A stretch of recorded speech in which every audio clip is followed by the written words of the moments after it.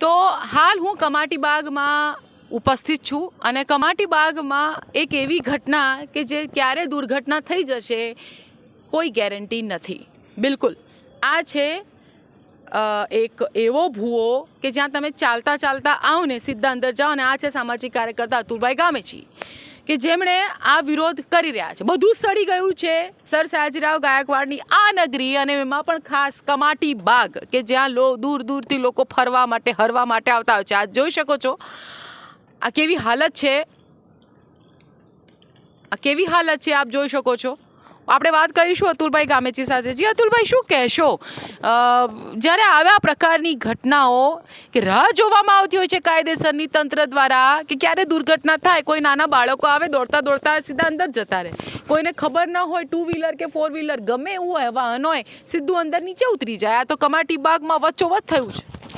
જે રીતનો આ કમાટી બાગ છે, સયાજી બાગ છે, કાલાઘોડાથી ગેટ નંબર 1થી અંદર જવાનો મુખ્ય રોડ છે. અવર જવર અહીંયા કરવાનું છે. નાના નાના ભૂલકાઓ સહેલાણીઓ આવતા હોય છે, આખો દિવસ આનંદ માનતા હોય છે. જોય ટ્રેન છે, સાથે પ્રાણી સંગ્રહાલય છે, આ તમામ લોકો જોવા આવતા હોય છે. પરંતુ આ ગઈકાલ સાંજે ગેટ નંબર 1થી અંદર જતો જે મુખ્ય રોડ છે એ રોડમાં આ જે ભાગ છે ધડામ દઈને ગઈકાલ રાત્રે પડી ગયો હતો, જેના કારણે અહીંયા જે સહેલાણીઓ હતા ગભરાઈ ગયા હતા અને જે અવાજ થયો જોરદાર અવાજ હતો.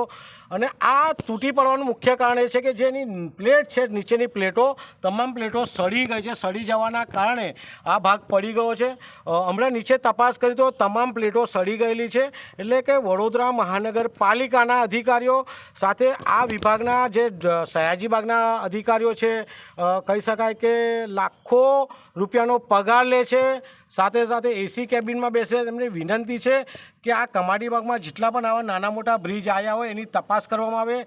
જે બ્રિજને રિપેરિંગ કરવાનું એને રિપેરિંગ કરે, જે બ્રિજને નવીનીકરણ કરવું હોય નવીનીકરણ કરે. કારણ કે આ બ્રિજના નીચે હમણાં જોયું તો તમામ ભાગ સડી ગયેલો છે, તમામ પ્લેટ સડી ગયા છે, નટ બોલ્ટ પણ સડી ગયા છે.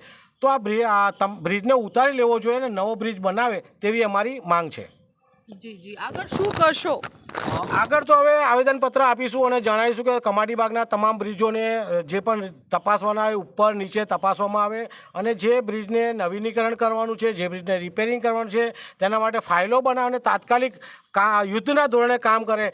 કારણ કે મોરબીની જે દુર્ઘટના થઈ, દુર્ઘટના બાદ રાજ્ય સરકારે તમામ બ્રિજોને તપાસવાના આદેશ આપ્યા. વડોદરા મહાનગરપાલિકાએ થોડાક બ્રિજ તપાસ્યા, પરંતુ ક્યાંક ને ક્યાંક સયાજી બાગ એટલે કે કમાટી બાગમાં આવેલા જે બ્રિજો છે એની તપાસણી કરીને જેના કારણે આ બનાવ બન્યો છે. જો તપાસ કરી હોત તો આ ભાગ પડી ના જાત, નવીનીકરણ બી થઈ જાત.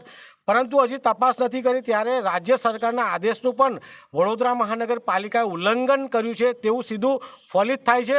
અમારી વડોદરા મહાનગરપાલિકાના અધિકારીને વિનંતી છે, જેટલો મોટો પગાર લો છો એ પ્રમાણે અડધું તો કામ કરો. વડોદરા શહેરની જનતા માટે બિલકુલ કામગીરી દેખાતી નથી.